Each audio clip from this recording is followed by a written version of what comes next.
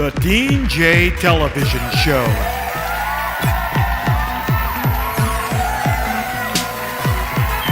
Hosted by Dean Robinson.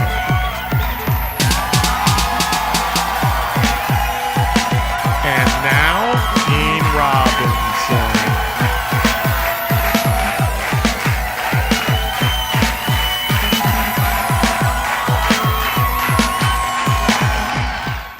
Fox News reveals whiteness as a weapon. Fox News personality Tucker Carlson recently hosted Univision anchorman Jorge Ramos as a guest on his show via satellite. The Daily Mail. Headline: Fox News host Tucker Carlson tells Mexican-born Univision anchor Jorge Ramos, "You're whiter than I am," in heated debate about immigration. Carlson asked Ramos to clarify his recent comments about the United States being our country, not theirs. Who is the us and who is the they? Carlson demanded of his guest. Ramos explained that there are people in the country who want to go back to 1965 when there was a white majority and who believe that Latinos, immigrants, and refugees have no place here. This is not a white country. This is not their country. It is ours, Ramos said before adding, "This is a multiracial country and we must be tolerant." Carlson then snapped at Ramos. "Let me just point out that you are white, obviously. You're whiter than I am. You have blue eyes, so I don't know exactly what you mean by white or Latino. Are you getting this, people?" Tucker Carlson, who is a white man, calls Jorge Ramos, a white man, as an insult. Dude actually said, "You are whiter than I am," as an insult. This may be the first time I have ever seen whiteness used as a weapon. This is weaponized whiteness, despite being armed with weaponized whiteness. White Congressman Steve King from Iowa is afraid that white people are becoming a minority group in the United States of America. CNN. Headline: Steve King. Blacks and Hispanics will be fighting each other before overtaking whites in population. Iowa Representative Steve King said Monday that blacks and Hispanics will be fighting each other before overtaking whites in the U.S. population. King, a Republican, was on the radio responding to a question about Univision anchor Jorge Ramos's comment to Tucker Carlson on Fox News that whites would become a majority-minority demographic in America by 2044, a point Ramos used to make the argument that it is a multiracial country. Jorge Ramos' stock in trade is identifying and trying to drive wedges between race, King told Des Moines, Iowa radio host Jan Michelson on 1040 WHO. Race and ethnicity. When you start accentuating the differences, then you start ending up with people that are at each other's throats. And he's adding up Hispanics and blacks into what he predicts will be in greater number than whites in America. I will predict that Hispanics and the blacks will be fighting each other before that happens, says Representative Steve King, the Republican from Iowa. U.S. Congressman Steve King makes two predictions. First, King says the Hispanics and the blacks will be fighting each other. Secondly, King predicts that Hispanics and the blacks will eventually outnumber the white population in the United States. Obviously, Steve King is scared for white people in America. I don't think he sees whiteness as a weapon like Tucker Carlson. I think Steve King sees whiteness as a liability. So to calm Steve King's frightened white ass down, and to get Tucker Carlson to put the white down, we have to go to the facts. CIA.gov, the World Fact Book. North America, United States, people and society. The population of the United States of America as of July 2016 is 323,995,538 people. So people, almost 324 million people in the United States. Ethnic groups. White people comprise 79.96% of the population. Black, 12.85%. Asian, 4.43%. Amerindian and Alaska Native, 0.97%. Native Hawaiian and other Pacific Islander, 0.18%. Two or more races, 1.61%. But there's a note, a special note. A separate listing for Hispanic is not included because the U.S. Census Bureau considers Hispanic to mean persons of Spanish, Hispanic, Latino origin, including those of Mexican, Cuban, Puerto Rican, Dominican Republic, Spanish, or Central or South American origin living in the U.S. who may be of any race or ethnic group, white, black, Asian, etc. That said, about 15.1% of the total U.S. population is Hispanic. Are you getting this, people? Hispanics can be white, black, Asian, or etc., etc., etc. If Hispanics can be white, black, Asian, or etc., why in the world are we talking about white people and black people?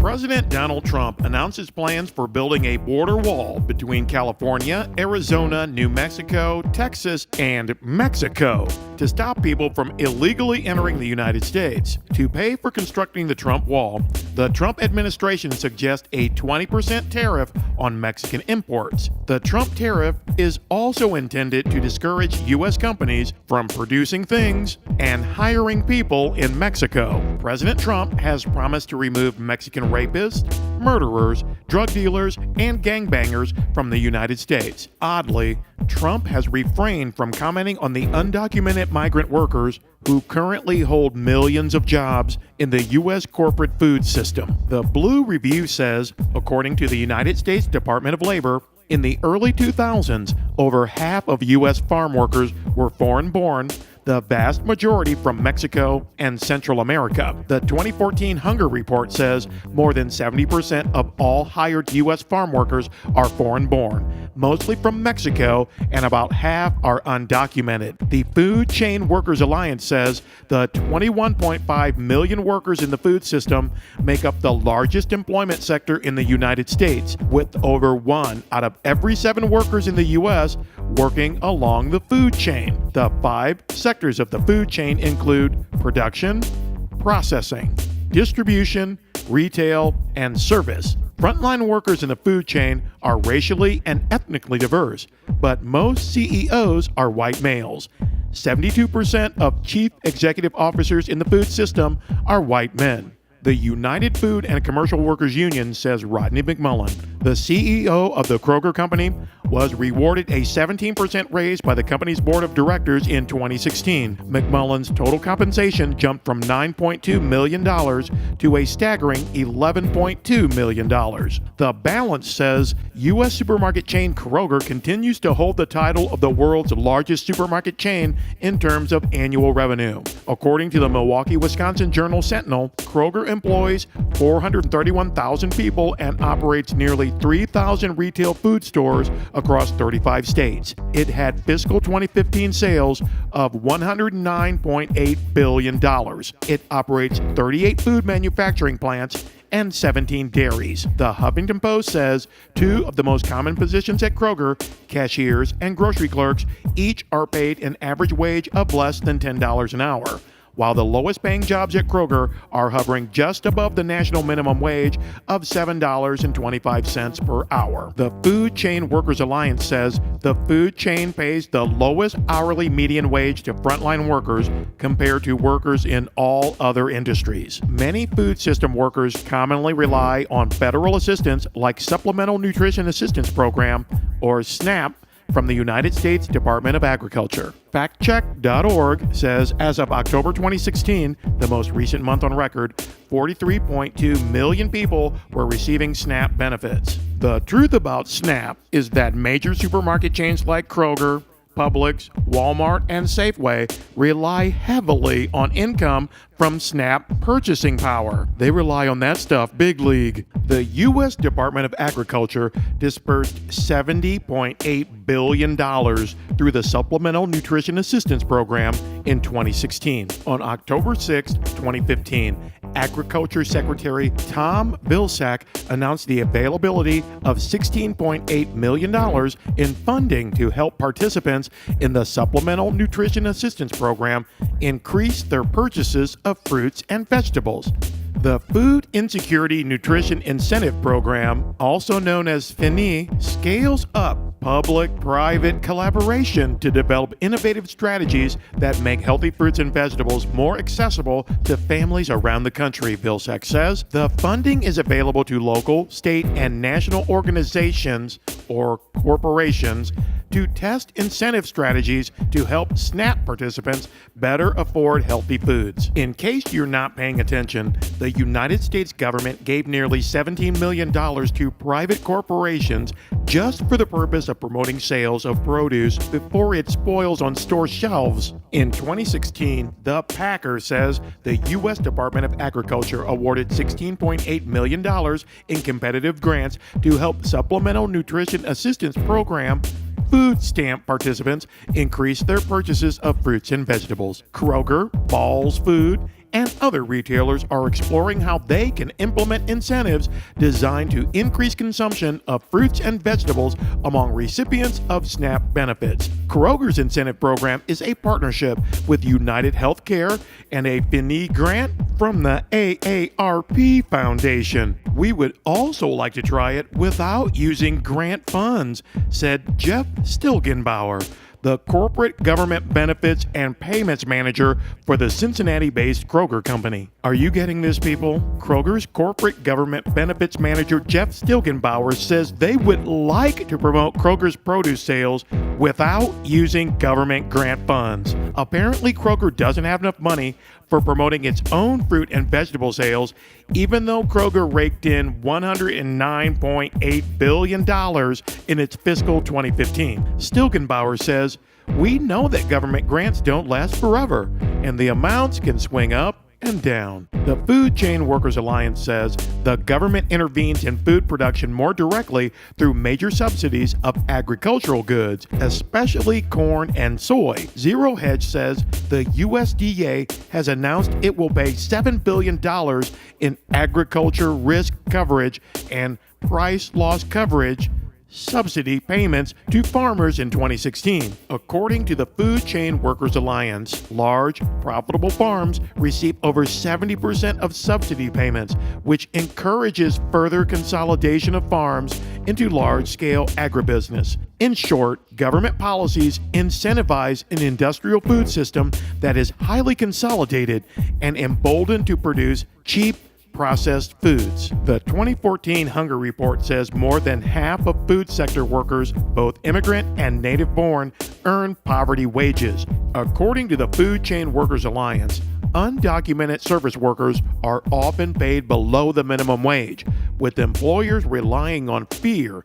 to deny them legal protection. According to the Journal of Dairy Science, United States agriculture is dependent on foreign labor. The Blue Review says immigrant populations are the primary source of agricultural labor. President Donald Trump has not discussed plans for deporting illegal immigrants who work in the U.S. corporate farming and food system. Businessman Donald Trump probably feels for guys like Kroger CEO Rodney McMullen, the corporate leader whose massive grocery conglomerate craves cheap food supplies, low-wage workers, and the constant flow of federal funds into corporate cash registers. Otherwise, Trump could deport illegal immigrants in the U.S. food chain and eliminate corporate welfare in a snap.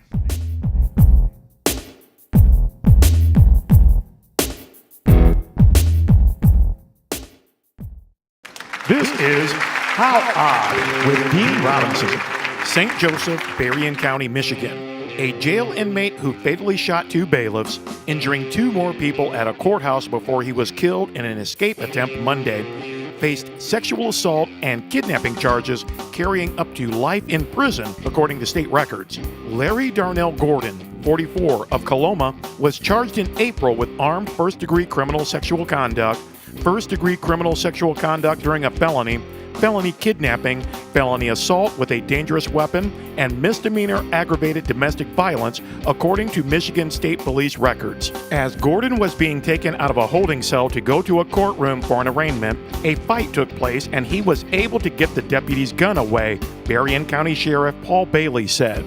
Two bailiffs were killed and a deputy sheriff wounded before Gordon was shot and killed by other bailiffs. Jail records provide little information on Gordon, but they indicate he is a 44-year-old white man who was booked in April. Jail records do not list charges against Gordon. Bailey said Gordon was being held in the county jail for several felony charges. We had no indications that he had been violent, Bailey said. At this time, we had no warning signs of him doing anything. Berrien County Sheriff Paul Bailey said he had wrong information Monday night when he told reporters that Larry Darnell Gordon was not restrained during his deadly escape attempt. After further investigation from the crime scene techs, the suspect in this incident was handcuffed in the front, Bailey said. Fox News says the Berrien County Courthouse is located about 50 miles west of Kalamazoo, where an Uber driver killed 6 people in a shooting spree earlier this year. The St. Louis Post-Dispatch says Berrien County, Michigan shares a border with Indiana. Larry Darnell Gordon was charged in April with armed first-degree criminal sexual conduct, first-degree criminal sexual conduct during a felony, felony kidnapping, felony assault with a dangerous weapon, and misdemeanor aggravated domestic violence. Berrien County Sheriff Paul Bailey says Gordon was being held in the county jail for several felony charges. Sheriff Bailey also says Gordon hasn't been in our jail previously. We had no warning signs of him doing anything, Bailey says. How odd. Jail records do not mention criminal charges against Gordon. Jail records say Gordon is a 44-year-old white man. How odd. Sheriff Bailey says Gordon was handcuffed in the front by his deputy and 2 bailiffs. Gordon acquired a gun from the deputy sheriff. Gordon killed 2 bailiffs and wounded a deputy sheriff and a civilian before being shot and killed by other bailiffs. Sheriff Paul Bailey says we had no indications that Gordon had been violent. Larry Darnell Gordon was charged in April with armed first-degree criminal sexual conduct, first-degree criminal sexual conduct during a felony, felony kidnapping, felony assault with a dangerous weapon, and misdemeanor aggravated domestic violence. How odd. News media outlets and government officials are relating the Berrien County bailiff murders to the recent Dallas police massacre. Sheriff Bailey described the bailiffs as sworn law enforcement agents. The Berrien County bailiff murders are considered an escape attempt. News media outlets and government officials are not calling the Berrien County bailiff murders part of the so-called war on police. How odd.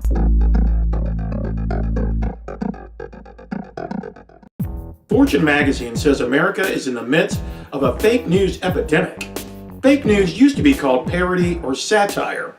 The Onion and sometimes the New Yorker publish fake news in the form of satirical stories, essays, and editorials. Numerous commercial news and entertainment conglomerates are publishing reports on fake news to indict competing news and social commentary outlets for disseminating satire on the internet.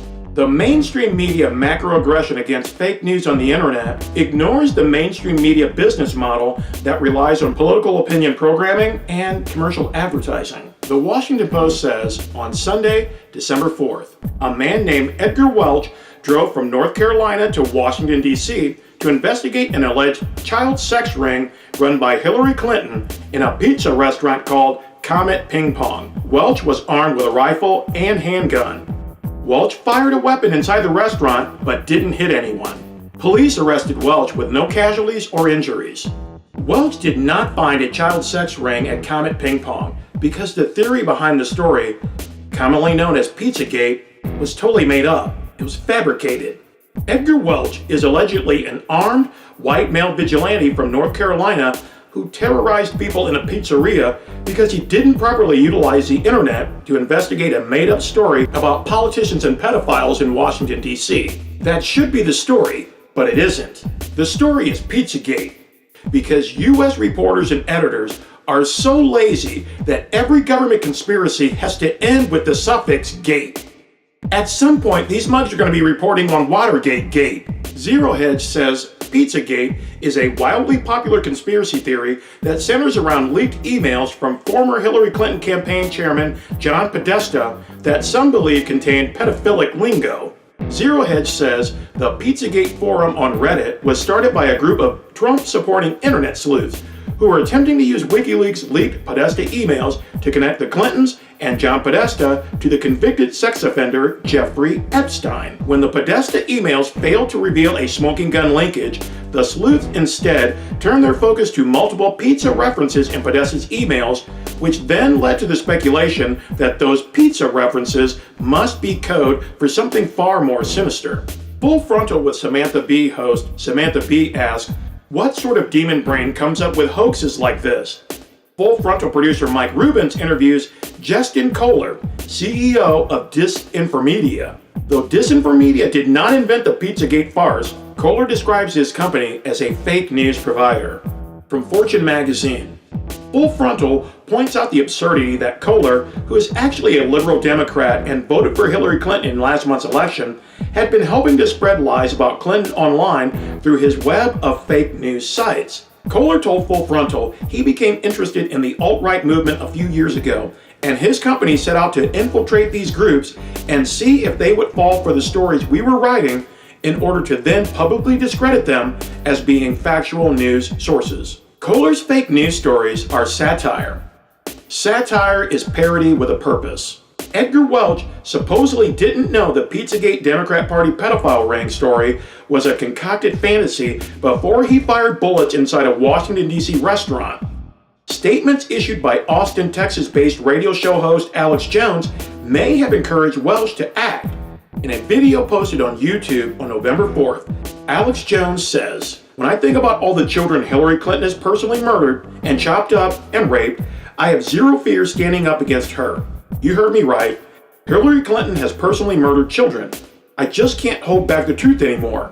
Hillary Clinton is one of the most vicious serial killers the planet's ever seen." Jones has previously used his InfoWars and Prison Planet websites to promote Congressmen Ron and Rand Paul and their political platforms. Jones used his media space in 2016 to promote Donald Trump's presidential campaign. According to the New Republic, InfoWars, the consummate outsider media company, has converged with an outsider presidential campaign running historically low on tech-savvy and media friends. This convergence, underway for months, has been obscured by the smoke and flash of Trump's skirmishes with institutions like the Washington Post. Alex Jones issues social threats like "chicken neck white people, we are on the dinner table," when he's not promoting right-wing ideology and retail product sales during the Alex Jones radio show. The corporate conglomerate media outrage against fake news serves to conceal the commercial media business model based on publishing political and product propaganda for profit. Dictionary.com defines propaganda as information, ideas, or rumors deliberately spread to help or harm a person, group, movement, institution, nation, etc. On Fox News, Sean Hannity spread information and ideas to help Donald Trump while harming Hillary Clinton. On CBS, Stephen Colbert spread information and ideas to help Hillary Clinton while harming Donald Trump. On WOWO AM in Fort Wayne, Indiana, Pat Miller spread information and ideas to help Ted Cruz and Donald Trump while harming Hillary Clinton. On ABC, The View spread information and ideas to help Hillary Clinton while harming Donald Trump. On Fox News, Bill O'Reilly spread information and ideas to help Donald Trump while harming Hillary Clinton. On NBC, Seth Meyers spread information and ideas to help Hillary Clinton while harming Donald Trump. News opinion programs promote social and political propaganda to influence public thought. Commercial advertising is product propaganda for profit. Advertising revenue is the lifeblood of commercial media. Mainstream commercial media conglomerates do not want to talk about political propaganda or propaganda for profit because the conversation addresses the business model for commercial news in the United States. That is why U.S. commercial media conglomerates are fussing about fake news.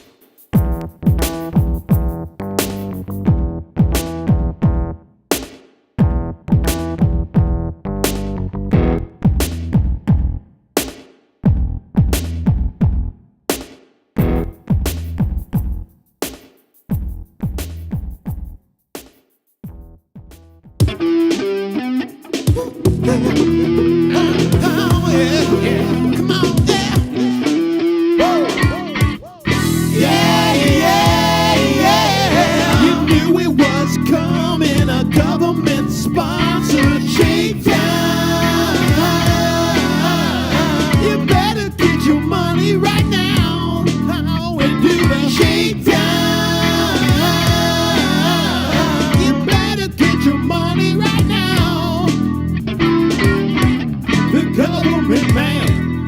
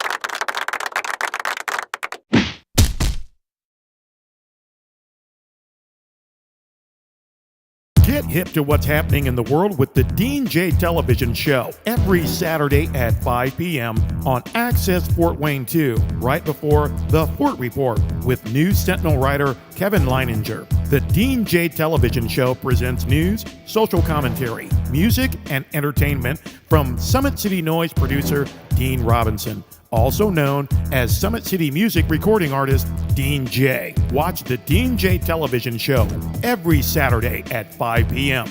right before the Fort Report with News Sentinel writer Kevin Leininger on Access Fort Wayne 2. Access Fort Wayne 2 is Comcast Channel 57 and Frontier Channel 27. Consult your local TV listings, Facebook, and YouTube for the Dean J Television Show.